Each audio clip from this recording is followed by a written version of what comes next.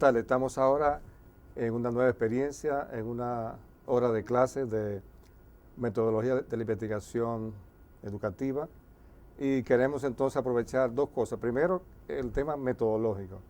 Segundo, el tema de que son ustedes casi profesionales de la educación, están en ese proceso constructivo.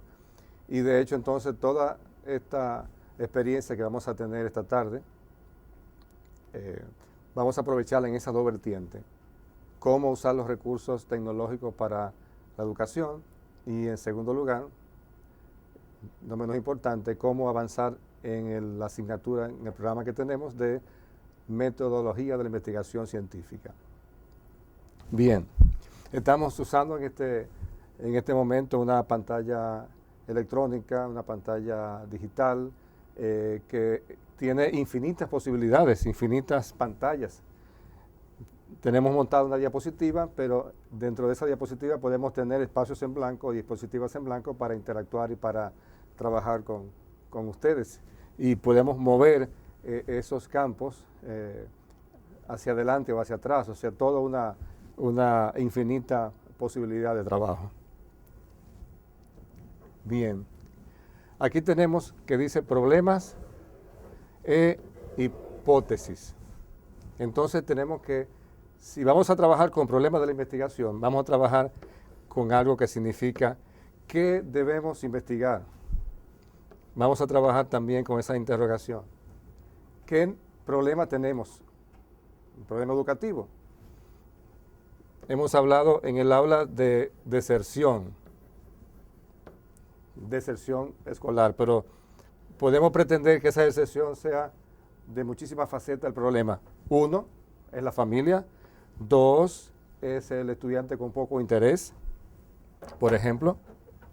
Tres, son los padres. Se dice que los padres letrados tienen hijos letrados. Los padres iletrados tienen mayor posibilidad de hijos iletrados. Entonces, ese puede ser un factor. Pero, ¿qué otro factor tiene el joven o la joven? Un cambio de estatus social, se embarazó, se casó, un cambio de estatus laboral, trabaja porque tiene que mantener a sus padres, porque tiene que mantener una nueva familia. Entonces, la deserción se convierte en un tema multifacético, con múltiples problemas a investigar, con múltiples interrogantes que tenemos que analizar, que tenemos que despejar, como si fueran fórmulas matemáticas. Y llega ahí también, aprovechamos para borrar la pantalla, para que ustedes vean, ustedes puedan ver lo fácil, lo cómodo, lo práctico, lo rápido y lo sencillo que tienen estas tecnologías.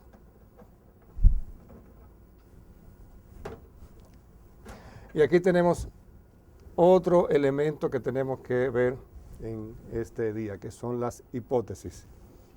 Ya habíamos comentado que la hipótesis era una suposición. Nosotros nos suponemos que algo puede pasar, que algo está pasando. Pero también nosotros podemos establecer la hipótesis como una relación entre variables. Una variable está relacionada con otra variable.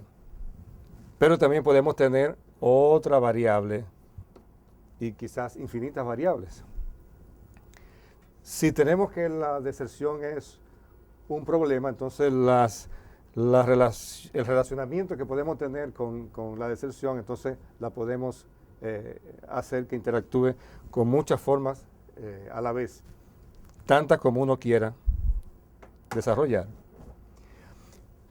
Pero si hablamos de qué otro aspecto podemos establecer como hipótesis, qué otro punto de partida, que es una respuesta adelantada. Y esto es importante porque podemos adelantarnos a los elementos y podernos presumir de que, pero adelantamos en el tiempo y solucionamos los problemas de esa manera. Vamos a ver cómo se mueven las diapositivas en este contexto electrónico. Recopilar datos no es la única diligencia que tiene la ciencia, no es la única actividad. y a veces se confunden con esos elementos. Recopilación de datos. No, es más que recopilación de datos. Hay autores que manifiestan que eso no es así. No hay un progreso genuino del conocimiento científico en el método baconiano de acumular datos, que era de Bacon. Acumulación de datos empíricos. Empírico viene de experiencias. Si no se formulan hipótesis, ni se prevé la naturaleza del observado, entonces no hay progreso sin hipótesis, porque no se analiza. Si carecemos de cierta idea orientadora, no sabremos cuáles datos reunir, ni podemos determinar qué es importante, qué no es importante. Entonces, la recopilación de datos no es lo único. Tenemos que plantearnos la relación que tienen esos datos de acuerdo a sus variables. Tenemos dos elementos a considerar. Uno que es la constante y otro elemento que es la variable en sí. Y obviamente una variable es algo que tiene variaciones. Es algo que tiene más posibilidades de ser. Si yo tengo un estado civil, entonces, ¿cuáles serían las variaciones de ese estado civil en ese estudiante, en ese profesor, para mantener el tema educativo? En esos padres, bueno, que sean solteros, que sean casados, que sean viudos, que sean divorciados, etc. Entonces, de esa manera que cuando nosotros queremos saber qué porcentaje de padres, cuál es el estado civil, el estado social de esos padres, o por ejemplo de los niños con bajo rendimiento o con mejor rendimiento, por si queremos saber si el tema que está vinculado al estado civil se refleja de alguna manera en las calificaciones del estudiante. Bien, entonces podríamos nosotros tener una visión adelantada, tener una respuesta adelantada. Y quizás podemos haber observado y podemos haber encontrado materiales, fuentes, revistas que pueden decir lo siguiente: estamos simulando. Los estudiantes cuyos padres, por ejemplo, tienen un estado civil casados,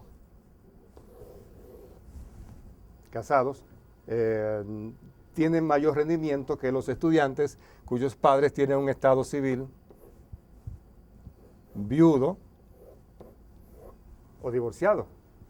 O sea, que está de alguna manera fragmentado el hogar. Entonces, teóricamente podemos decir que estamos planteando ese tipo de hipótesis con el estado civil de variación. Y la población que tenemos que investigar son los estudiantes, a los cuales vamos a presentar una encuesta sobre sus padres, y entonces ahí se van a llenar esta herramienta para nosotros entonces recopilar datos, pero bajo una estructura, bajo un enfoque de un constructo hipotético. Los resultados entonces podrán decir: el rendimiento académico de los estudiantes con padres que no tienen una familia fragmentada por muerte o por alejamiento y divorcio, entonces son los estudiantes que van a presentar mayor rendimiento académico, van a tener mejor promedio, un promedio en A, mientras que de B a C podría ser que tuviesen de promedio como media, por ejemplo, los estudiantes con un hogar fragmentado, los estudiantes con divorcio, y hasta se puede incluir, por ejemplo, el estado de madre soltera, que ahora también se puede establecer. Entonces, de ahí entonces que podamos tener unos resultados de una manera o de otra manera. Entonces, la hipótesis de la investigación construida en base al rendimiento académico de estudiantes cuyo soporte en el hogar está por ese tipo u otro tipo de estructura familiar, entonces es la hipótesis de la investigación. Hay otra hipótesis que de manera estructural está opuesta a cualquier planteamiento que una hipótesis de investigación presente. Y se llama hipótesis cero o hipótesis nula, porque trata de anular esa visión de respuesta adelantada que uno quiere dar a un problema de investigación. Y esa hipótesis nula, entonces, se va a reflejar en el sentido de que está en contra de esa acepción, está en contra de ese enunciado, de ese constructo hipotético que dice que los estudiantes con familias estructuradas, debidamente casados e integrados, tienen mejor rendimiento académico. La hipótesis nula dice que no lo tienen. Porque la hipótesis nula trabaja con la casualidad. Las diferencias que se puedan encontrar en el aspecto relevante de las hipótesis nulas van a ser entonces de tipo del azar, por casualidad de las cosas, de la vida. Que esas variaciones no van a representar definitivamente una causa y efecto. Pero la hipótesis de la investigación o hipótesis 1, entonces mantiene, entonces hay una pugna entre la hipótesis que dice que el rendimiento académico está más conectado con las familias estructuradas, y la hipótesis nula o hipótesis cero, entonces, que se anula, dice que no tiene nada que ver, y que la relación que hay entre todos los tipos de familias y de padres es igual. Entonces lo que dice la hipótesis nula es que es igual si son padres divorciados, es que es igual si son padres viudos, y que es igual si son madres solteras, etcétera, o desestructuradas, pero que es lo mismo. Entonces, cuando buscamos, hacemos esa investigación con ese planteamiento y los datos entonces los analizamos, entonces podemos encontrar eso. Entonces, esas dos hipótesis, la hipótesis de la investigación y la hipótesis nula, se mantienen siempre en oposición y se mantienen entonces estableciéndose hasta su última definición. ¿Cuál es la última definición? Cuando se hace el planteamiento del problema, cuando se localizan los datos, se analizan y se establecen en los elementos estadísticos. Bueno, que usted como investigador acepta o rechaza. Entonces nosotros podemos aceptar la hipótesis de la investigación cuando los datos son contundentes. Por ejemplo, si yo tengo que el 90% de la data habla a que la mayoría de esos estudiantes están con un buen rendimiento académico y obviamente pertenecen casi todos a familias estructuradas, frente a un 10%, estamos simulando datos, de rendimiento académico que pueden exhibir solamente los estudiantes cuyas familias están fragmentadas, de padres divorciados, que no hay un soporte colectivo, que no hay. Entonces, ahí lo que me está diciendo la lectura de esos datos es que fácilmente se acepta la hipótesis de la investigación y se rechaza la hipótesis nula. Hay que aceptar una o dos. Entonces, H1 se acepta y H0 se rechaza. Ahora bien, si nosotros tuviésemos entonces otro tipo de data, no tan extrema, por ejemplo, y donde el 60% está de un lado y el 40% está del otro lado, probablemente hacemos los ajustes y probablemente se puedan casi igualar y pueda, en este caso, la hipótesis nula ser aceptada y rechazada la hipótesis de la investigación. Lo que está diciendo entonces cuando aceptamos la hipótesis cero es que no importa de las variaciones mínimas, son iguales. Las variaciones que se puedan presentar son producto entonces de la casualidad y no de la causa-efecto en esa relación. Ese es un tema que tenemos que trabajar con calma, el tema de la hipótesis nula, el tema de la hipótesis de la investigación, con ejemplos, hasta que puedan dominar de manera efectiva esos conceptos, porque siempre estará la hipótesis de la investigación pendiente de aprobarse o de rechazarse, y siempre estará la hipótesis de nulidad o hipótesis 0 de rechazarse o no. Y eso nos va como investigadores en el área educativa, nos va a perseguir todo el tiempo, porque va a ser así en esa oposición. No siempre es posible plantear problemas sencillos, como deben ser planteados, claros, como supuestamente debe posibilitarse el planteamiento, y completo. A veces hay nociones vagas, confusas del problema, a veces cuesta mucho tiempo de reflexión e investigación poder tener con claridad preguntas claras y precisas sobre los problemas de en este caso, de la investigación educativa. Por lo que el enunciado del problema viene siendo una parte importante, una de las partes más importantes que tiene que ver con la investigación educativa. El problema es una oración interrogativa que pregunta: ¿qué relación existe entre dos o más variables? Y entonces lo llenamos con los elementos a considerar, porque toda investigación intenta dar respuesta a esta pregunta: ¿qué relación existe entre dos o más variables? Bueno, por eso el planteamiento está muy ligado a la hipótesis. ¿Por qué? Porque una hipótesis es una relación entre variables. Entonces, si la pregunta es ¿qué relación existe? Lo que estamos buscando es que exista relación entre las variables o que no exista relación entre las variables. Vimos el tema que nos ocupó hace un momento sobre el rendimiento académico. Pero podemos ver el tema de la deserción escolar.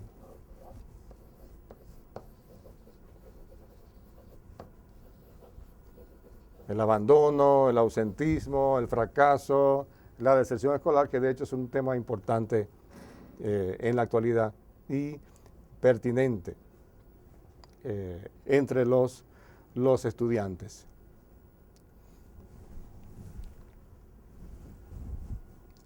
En ese tema vamos a tener claro lo que es una expresión conjetural. Entonces también es una conjetura que podemos hacer. Entonces ya es una relación entre variables, ya es una respuesta anticipada, ya es una conjetura. Nosotros podemos conjeturar.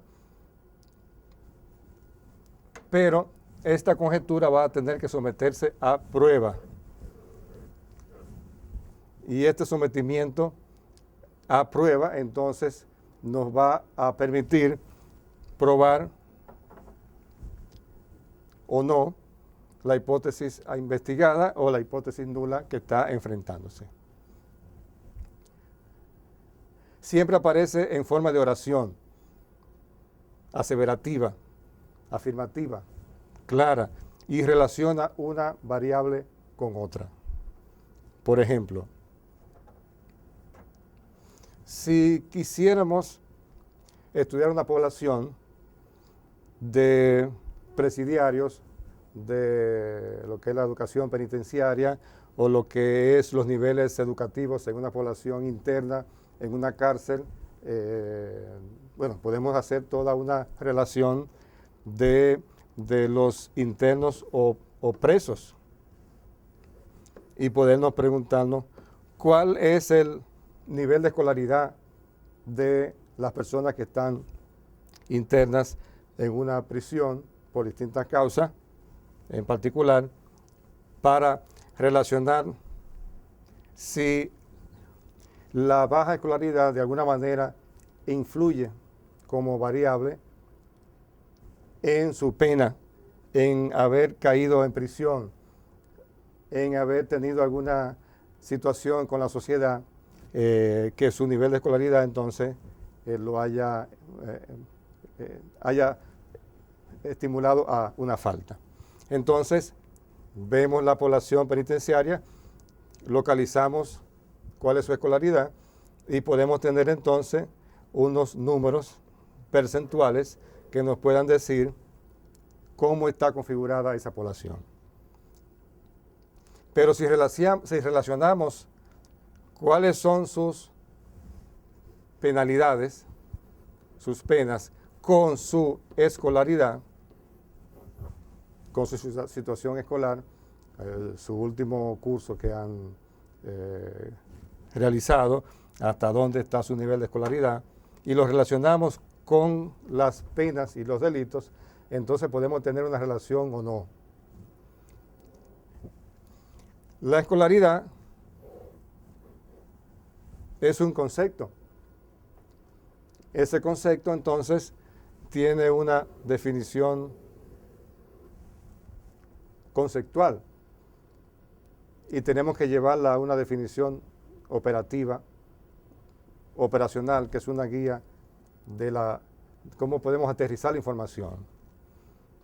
Bien, la escolaridad entonces, ¿cuál sería? Bueno, educación inicial, educación básica, educación media, educación superior o ninguna.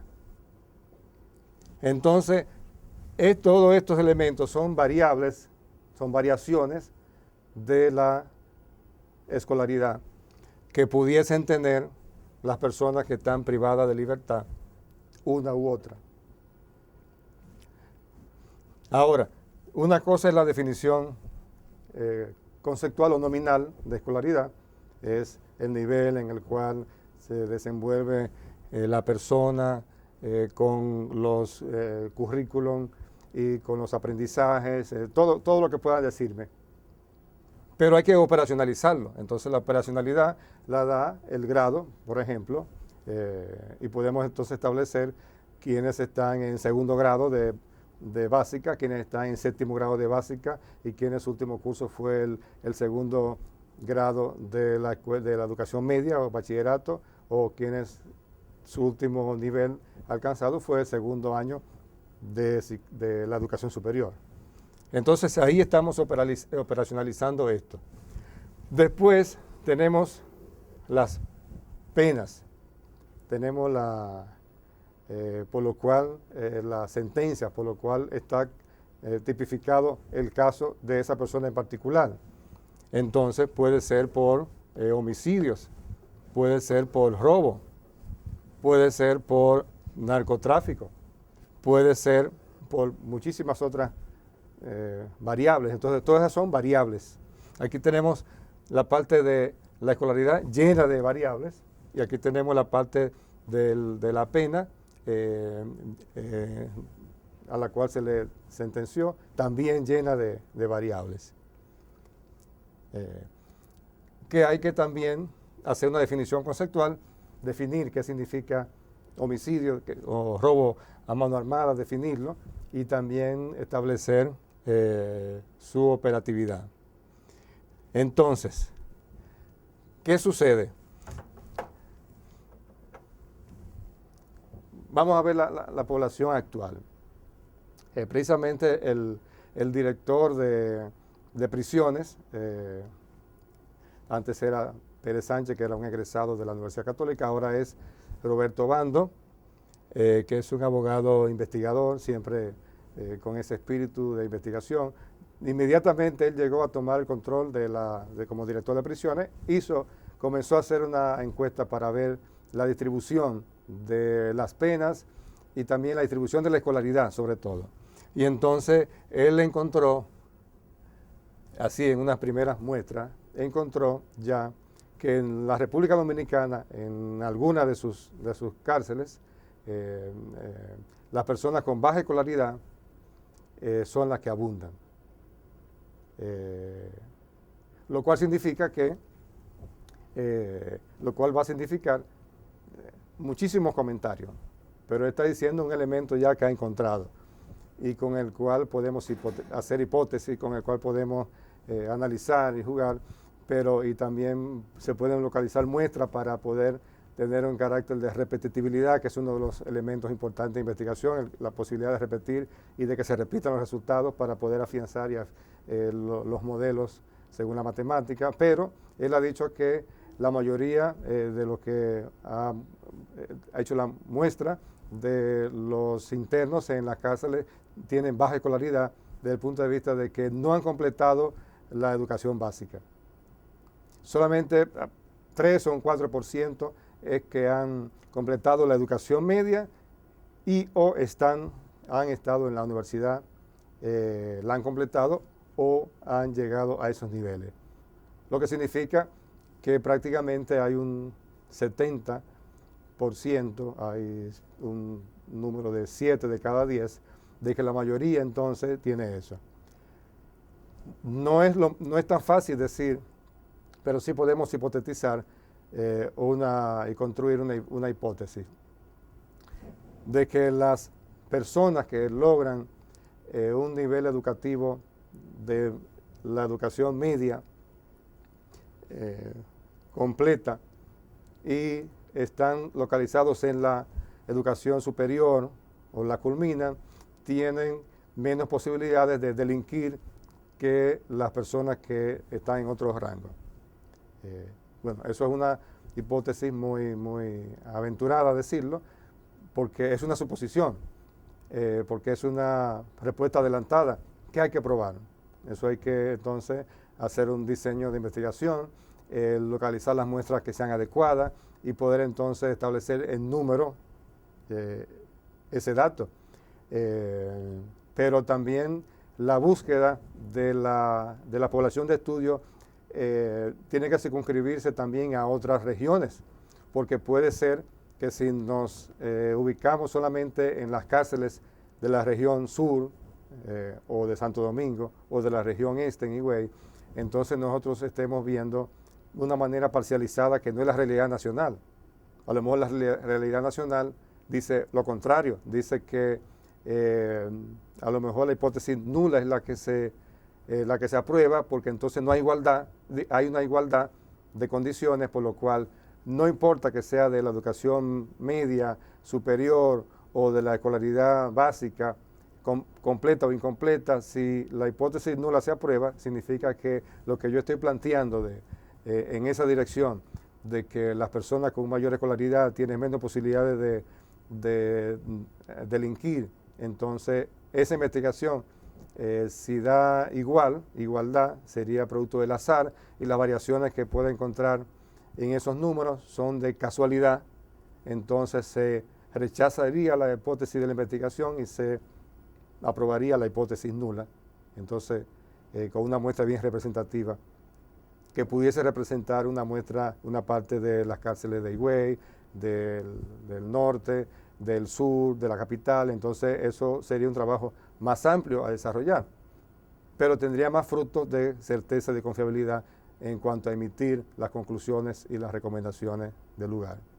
Y eso también plantearnos en función del marco teórico, que el marco teórico es lo que dicen los otros investigadores, que hay que oírlos. ¿Qué está sucediendo en los modelos carcelarios con relación a la educación en Venezuela, en la región, en México, en otros países, para entonces tener una visión de conjunto de el tema a discutir y a reflexionar en ese sentido? Los estudios se pueden trabajar en varias formas. Yo puedo tener, vamos a aprovechar la pantalla para que tengamos una imagen en blanco, exacto. Yo puedo tener aquí el diseño de la investigación y puedo tener aquí dónde comenzar la investigación. Si yo la comienzo en este momento y me dirijo hacia adelante, entonces yo tengo una investigación prospectiva, hacia adelante, prospectiva.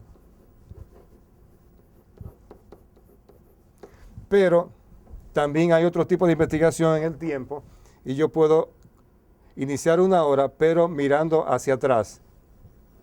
¿Por qué? Porque yo puedo buscar los archivos del rendimiento académico de un estudiante, de sus archivos, que si él está ahora mismo en cuarto curso de básica, entonces, ¿qué pasó en el tercero, en el segundo, en el primero, hacia atrás?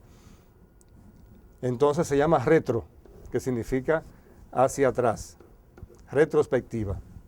Entonces, por ejemplo, ahí tenemos cómo se divide la investigación educativa con una prospectividad de hacia adelante o con una retrospectividad hacia atrás. Obviamente aquí tengo que trabajar el tema de archivo, el tema de entrevistas a los profesores. Ustedes recuerdan a ese estudiante, sí, lo recordamos, qué tipo era hiperactivo o no, dedicado. Entonces podemos ir recolectando datos antiguos y entonces tenerlo en un conjunto de información para poder analizarlo y tenerlo en perspectiva. Y ahí tenemos otra forma de investigar, pero otra forma la da entonces hacia adelante la necesidad que tenemos de nosotros tener una investigación en varios momentos. Si estamos investigando profesores, podemos investigarlo en un momento. Si hay otro momento, como podría ser al terminar un año académico en el colegio, lo podemos entrevistar. Al tercer año también lo podemos entrevistar. Y al cuarto año también lo podemos entrevistar. Y ahí termina el programa, un programa, digamos, de investigación a 4 años. Por cierto, este es el máximo de tiempo que el Ministerio de Educación Superior tiene para soporte para investigación. 4 años, el máximo de tiempo para un proyecto, y 3 millones de pesos por año, 4 por 3, 12. Ese es el máximo galardón que pueden ustedes obtener del Ministerio de Educación Superior para una investigación. Este estudio se va a llamar un estudio longitudinal, que significa que se ha hecho o se ha diseñado para hacerlo a lo largo del tiempo. Pero la estructura que nos ocupa para poder clasificarlo es cuántas intervenciones tiene ese estudio en una misma población. Aquí tenemos 4, pero pueden haber sido 2. Y ya eso lo enmarca como quiera que sea un estudio longitudinal. Longitudinal. ¿Cuál es el otro tipo de estudio? Un estudio que trabaja la transversalidad. Es como un corte transversal. Y esos cortes son únicos. Entonces, si tenemos una recopilación, una encuesta, una entrevista aplicada en un momento del tiempo, una sola vez, no más, entonces ahí tenemos un estudio transversal. Entonces, hemos visto planteamiento del problema, hemos visto definiciones conceptuales y operacionales, hipótesis de investigación, hipótesis nula, pero en cuanto al diseño, lo podemos hacer según corresponda mejor. Hacia adelante, prospectivo, hacia atrás en el tiempo, generalmente de archivos, de recordar cosas, retrospectivo, con varios intentos o varios momentos de la aplicación de las encuestas, de volver a la misma población, a la misma muestra exactamente.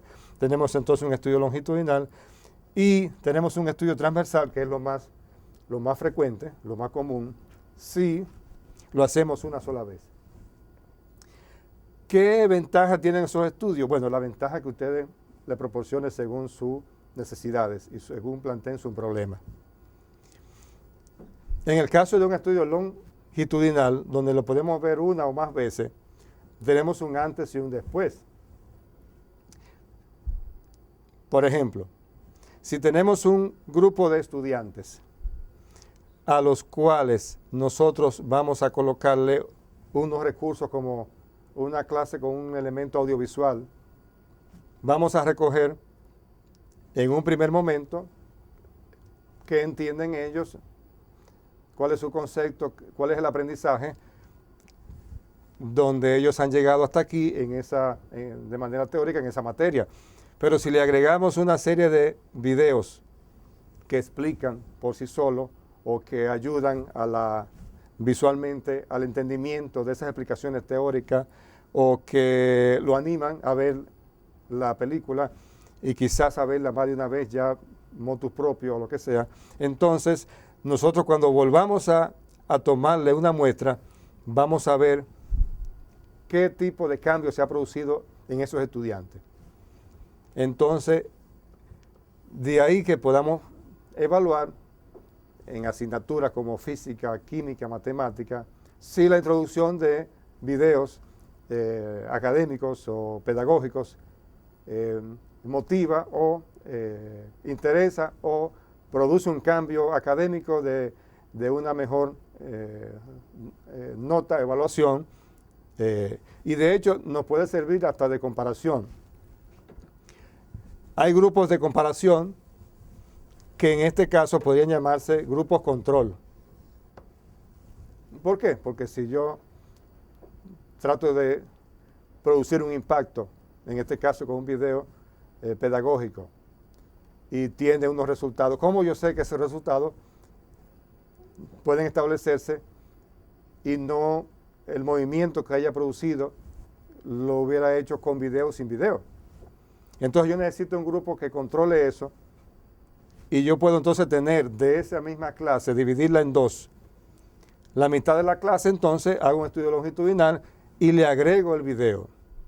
Y el estudio control, ¿qué hace el grupo control? Que yo le hago la misma evaluación, pero con elementos teoréticos, o sea, nada más con aplicaciones teóricas y escriturarias, con letras y sin ningún tipo de sonido, sin ningún tipo de audio, sin ningún tipo de video, sin ningún tipo de motivación para todos los sentidos, porque la audiovisual, como su nombre lo dice, es recolectado por todos los sensores del organismo. Entonces yo puedo ver en esos dos grupos que estoy enfrentando, un grupo al cual he utilizado además las tecnologías en función de darle soporte a su interés y rendimiento académico que debemos esperar al evaluarlo, cuáles beneficios se han obtenido al respecto. En ese caso, si yo encontraría una hipótesis que nos adelantáramos y dijéramos y que construyéramos, los estudiantes que utilizan los medios audiovisuales desarrollan más interés, categóricamente desarrollan más interés, tienen una respuesta académica más adecuada y elevada que los estudiantes que utilizan exclusivamente textos. Bueno, eso es una respuesta adelantada, una situación donde tenemos que adelantarnos para ver, pero tenemos que probarlo. Entonces, esa es una hipótesis que amerita una prueba de hipótesis. Y aquí podemos desagregar que este es un estudio longitudinal porque tiene uno o dos o más componentes de evaluar esa misma población y de aplicar esa evaluación, que tiene un grupo control que está formado por estudiantes que no tienen acceso al tema audiovisual. Es un estudio pareado, son pares. ¿Por qué? Porque yo he dividido ya un nivel formado en una clase en grupo A y grupo B, pero están pareados porque son estudiantes de la misma clase, con el mismo profesor, probablemente, con el mismo ambiente, que no son aulas diferentes. También son estudiantes del mismo nivel pareado de educación, porque están en el mismo curso, tienen la misma edad. Y entonces cualquier diferencia la va a dar o no, probablemente el video, el impacto que ejerce el video, adicionándole a el currículum que se está como elementos, como recursos audiovisuales. Entonces, ¿cuál sería la hipótesis de investigación? Bueno, mayor rendimiento, mayor aprovechamiento, mayor interés de los estudiantes a los cuales se le adiciona, se le complementa su formación académica con audiovisuales más que los estudiantes sin ese componente. ¿Cuál sería entonces la hipótesis de nulidad? La hipótesis que dice no, que se opone a toda manifestación de solución, es la hipótesis que dice que no hay diferencia. Entonces, ¿cómo podríamos mencionar una hipótesis nula en este sentido? Bueno, que los estudiantes que reciben un recurso audiovisual adicional no tienen mayores ventajas, mayor interés, mayor repercusión, tienen el mismo nivel de repercusión que los estudiantes a los cuales no se le adiciona ese recurso. Entonces, yo tengo en este momento que plantearme dos situaciones. Comprobar mediante la investigación y aceptar la hipótesis de la investigación o rechazar la hipótesis nula, o lo contrario, aceptar la hipótesis nula y rechazar la hipótesis de la investigación. Entonces, resultados. Si yo tengo los siguientes resultados, ese resultado, digamos, por ejemplo, en este grupo tenemos un estudio longitudinal a los cuales se le ha añadido en el proceso un audiovisual. Sí. Al final, el interés por la clase, que al principio era de un 20%, porque muy fácil podía ser una clase de matemática, que ya se ha establecido que matemática y letra tiene menos interés, hay una fobia. Cuando ven, cuando observan, cuando entienden, cuando complementan esos videos, podría ser que ese 20% suba a un 80%. Si hay una buena aplicación de la encuesta, si hay una buena aplicación, evaluación de esa respuesta, si está bien construido el instrumento para aplicarlo, o sea que los cambios que produzcan se puedan medir de manera correcta, entonces, y el estudio está correcto, tenemos un 80%. Pero si tenemos otro grupo que al nosotros evaluarlo manejó un 20, un 25% elementos similares, porque se hizo un pareo ciego, sin ningún tipo de formar grupos que le guste más la matemática o que le guste menos. O sea, no, tiene que ser de manera al azar también, al azar la recolección, porque si usted está buscando un grupo que le guste más, entonces obviamente va a haber, después de sus audiovisuales, podría haber un incremento sesgado. Pero si ese grupo está en un rango de unidades de 20 a 22, 23, o sea, que son variaciones del azar probablemente, nosotros podemos encontrar que al utilizar el audiovisual frente a esa población y al volverle a evaluar, su respuesta ha sido, al no utilizar el audiovisual, su respuesta ha sido de un 20% en la segunda, pues los datos hablan solos. Vamos a hacerlo hablar.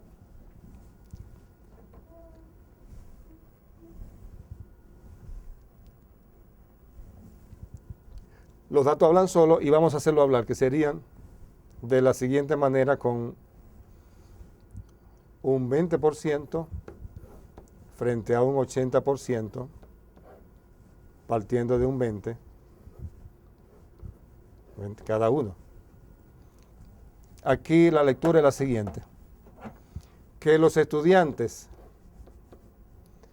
que utilizan audiovisuales como complemento para la comprensión, para el estímulo, para la atención, para poner atención a las cosas, para lograr un entendimiento y una comprensión de los textos que le están indicando, tienen un mayor interés y probablemente un mayor rendimiento académico, si hacemos otro estudio que sigue, que los estudiantes que no utilizaban estos elementos y mantienen estacionaria su interés, su comprensión, su atención, y probablemente no tengan un mejor rendimiento académico en estudios futuros, porque siempre los estudios que se van haciendo quedan concatenados a otros estudios, como quedan concatenados a estudios anteriores, o sea que es una cadena de conocimiento.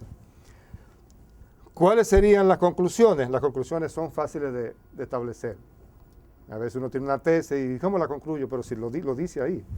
Ahí dice lo siguiente: dada el incremento estadísticamente significativo, ya explicaremos ahora por qué, encontramos que aceptamos la hipótesis de la investigación planteada, que era que el añadir audiovisuales produce una mejor reacción y reactividad, interés y atención, que los estudiantes que no, por lo cual la hipótesis nula, que es la que dice que no hay variaciones, se rechaza. Es fácil la conclusión. Y las recomendaciones también es fácil. ¿Qué nosotros, si sale así, qué podríamos recomendar? Primero, estimular, fomentar la introducción de videos académicos, instruccionales e interesantes para la mejor comprensión, como complemento de la comprensión lectora, para estímulo, para la atención del estudiante. Acuérdense que los estudiantes, de acuerdo a distintos niveles, son más hiperactivos, no ponen atención, o sea, y entonces se recomienda esa introducción como un elemento que ya no es un complemento, sino es algo de vital importancia para el mejoramiento, sobre todo de las asignaturas que en el marco teórico, si los revisamos, tienen un aspecto muy negativo en cuanto a producir un proceso de enseñanza-aprendizaje, que son las matemáticas y que son las letras, por ejemplo. De hecho, en nuestra Universidad Católica Santo Domingo, la mitad de los estudiantes que solicitan examen de admisión se quema en dos asignaturas, en dos áreas: matemáticas y educación, letras, gramática, ortografía, en esa parte. Por lo que estamos viendo, le complementamos con lo que yo dije, de que las diferencias son estadísticamente significativas.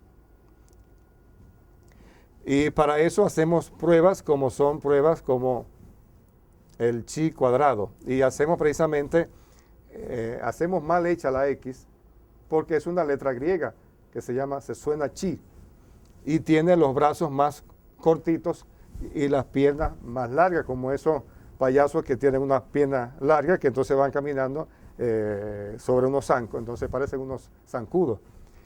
Y al cuadrado también. Le estoy hablando de la prueba más simple. Y esa prueba entonces tiene que ver con una tabla de contingencia. ¿Y cuál es la más simple? La más simple es que tenga dos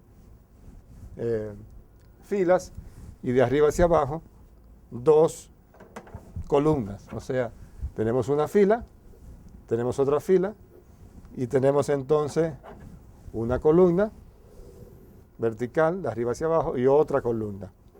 Viene siendo una tabla 2 por 2. Pero esas tablas se pueden ampliar hacia arriba, hacia abajo, de acuerdo a todas las variables, como le mencioné, que uno pueda insertar en esa y enfrentar y conocer. Obviamente, esas tablas tenemos que llenarlas. Y le estamos llenando con datos numéricos. Definitivamente hay que perderle el miedo a la matemática, a la estadística, y hay herramientas como los lenguajes de estadística SPSS que automáticamente nosotros podemos hacer en computadora las tablas, llenarlas y tener la información. Vamos a ver, aquí tenemos entonces una tabla 2 por 2. Aquí tenemos entonces estudiantes con estímulo audiovisual. Aquí tenemos estudiantes sin estímulo audiovisual. Por ejemplo, y aquí tenemos entonces los elementos positivos que hayamos podido encontrar, como interés, atención, comprensión, explicación, que puedan desenvolverse, todo lo que ustedes quieran, una gama de elementos que hay entonces que medir, tratar de hacer una operacionalización de esos elementos para poder preguntar y aplicarlos. Y aquí los elementos negativos. Bien, entonces si tenemos que hemos dividido un curso en mitades iguales, Entonces ya tenemos una aproximación de igualdad. Entonces, a lo que se le ha aplicado, tenemos que el 80% frente a un 20% estaba siendo positivo, mientras que el 20% o 20 del grupo que no recibió video, mientras que el 80% de ese grupo no tuvo ninguna modificación. Claramente se establece entonces aquí que la probabilidad de error es de menor del 99%. La probabilidad de acierto es de mayor del 99%. O sea, la probabilidad de error era de menos del 1%, que es 0.01, como se le conoce la probabilidad. Lo cual significa que son dos grupos diferentes, que no son dos grupos iguales. Cuando ese error se hace grande, significa entonces que la casualidad o el azar manejan las diferencias. Por ejemplo, si hubiéramos tenido los datos, para hacerlo más cercano, de que el 50% hubiese sido positivo en estos estudiantes que vieron el audiovisual y el 50% no sabemos. Y aquí también el 50% y el 50%, entonces no hay ningún tipo de diferencia estadísticamente significativa, sino que es lo mismo. Y aquí la hipótesis nula es la que maneja el concepto, porque la hipótesis nula dice que no hay ninguna diferencia, que los que utilizaron el video de ninguna manera aprovecharon mejor que los que no lo utilizaron. Lo único que estos datos hay que buscarlos, hay que localizarlos en una tabla de contingencia, hacer la operación de chi cuadrado y nos da la probabilidad estadística y nos da entonces la aceptación o no de la hipótesis nula y de la hipótesis de la investigación. Entonces, definitivamente que la hipótesis tiene que manejarse con una visión estadística para poder probarla, con una visión de el menor error posible. ¿Y por qué tenemos que tener error? ¿Por qué no puede ser el error un 0%? Porque es imposible. ¿Cómo puede ser imposible?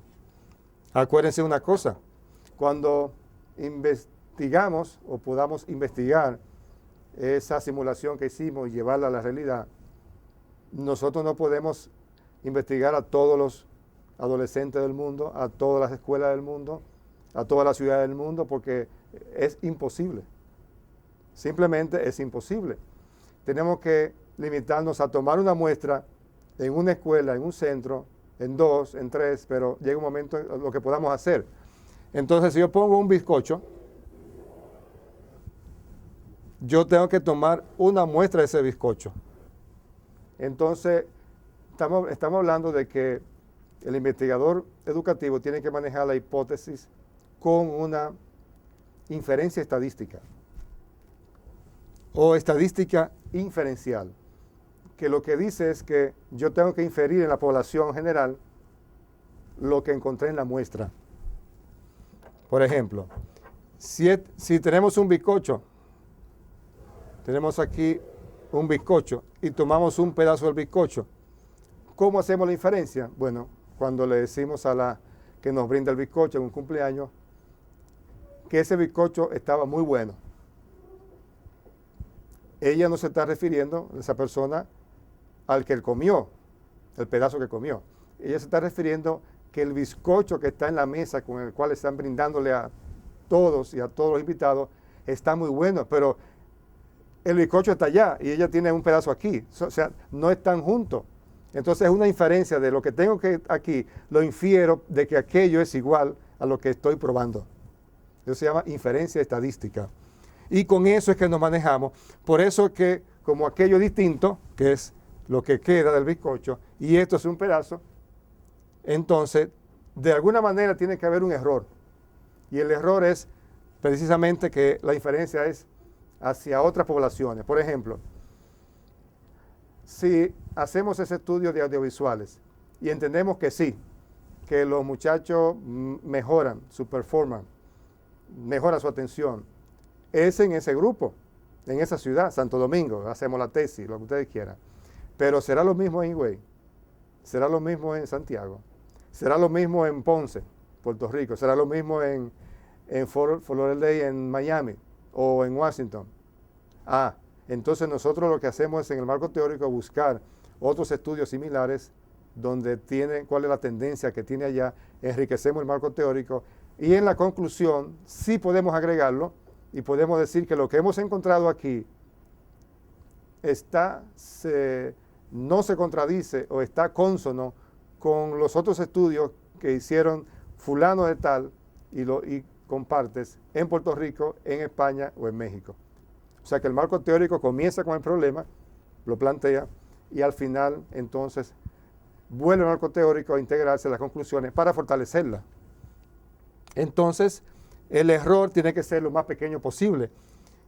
Y si ustedes tienen un estudio que el error es de menos del 1% y la confiabilidad, menos del 1, es mayor de un 99%, entonces sí tiene características de aceptación. En investigación social se puede llegar hasta el 5%, lo máximo, pero no pasar de ahí. Si yo tengo que ese estudio tiene una probabilidad menor del 5% de error, que sería menor de 0.05, una P es igual, así es la notación que ustedes van a ver en los estudios que van buscando en la revista, que dice P menor de 0.05. Se refiere a la probabilidad de error, de que el error máximo y la probabilidad de la confiabilidad es mayor del 95%. Si ustedes logran ese cometido, pueden aceptar la hipótesis de la investigación y rechazar la nula. Si se da en el caso de los audiovisuales, por lo menos en esa área del país, ahí funciona eso, no lo voy a decir en otras regiones. Ahora, si usted hace en distintas regiones recoge una información que pueda tener representatividad, 50 niños del este, 50 niños de la frontera, 50 niños del norte, 50 niños, un número que más o menos tenga una aproximación a la representatividad. Probablemente usted pueda decir, hasta que ocurra lo contrario, que logró un estudio de investigación social en educación donde el error fue de menos del 5% y la P fue menor del 5% y que tuvo un 95% de certeza y por lo cual la hipótesis de la investigación, que la que usted dice que tiene validez, la inclusión de audiovisuales, entonces lo puede, a nivel nacional, puede decir que es válido.